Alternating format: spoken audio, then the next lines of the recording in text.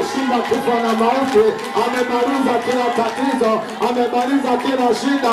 Utapokea maisha yako. Amekuja na maisha. Pasaka amekuja kututoa. Tunatoka kwenye mifungo, tunatoka kwenye makaburi, tunatoka tulikowekwa, tunatoka tulikozikwa. Mizimu yako ili kufunga, mizimu yako ili kushikilia. Babu zako walikuweka mahali. Hakuna maisha unaishi kama wao, hakuna kazi unaishi kama wao, hakuna biashara unaishi kama wao.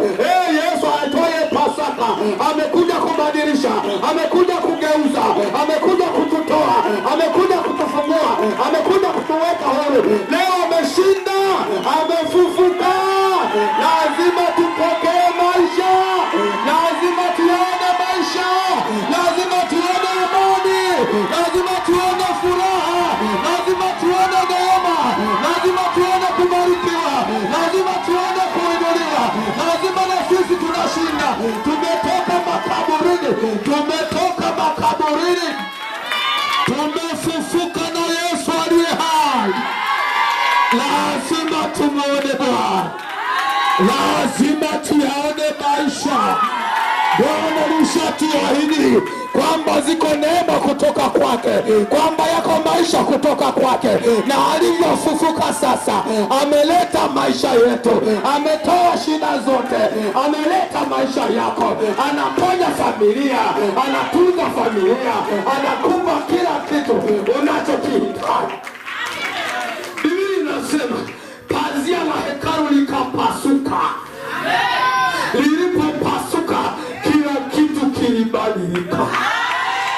Ndicho maana nataka na wewe maisha yako yakabadilike. Huna kazi, pokea kazi, zipo kwa Yesu. Hakuna maisha yapo kwa Yesu. Huna watoto wapo kwa Yesu. Huna biashara, kwa Yesu kuna biashara. Huna mme yupo kwa Yesu. Una mke yupo kwa Yesu. Kila kitu kinapatikana kwake. Maisha mazima tunayapata kwa Yesu. Ameshamaliza msalabani, ameshakufa, ameshafufuka.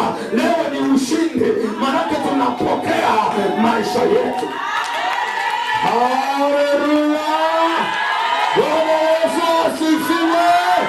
Bwana Yesu asifiwe! Jipange kumuona Yesu leo hapa. Jipange kumuona Yesu leo hapa. Uko muujiza wako leo hapa. Na usitoke bila kumpokea. Pambana mpaka upate. Bwana Yesu asifiwe. Haleluya! Leo ni siku ya ushindi.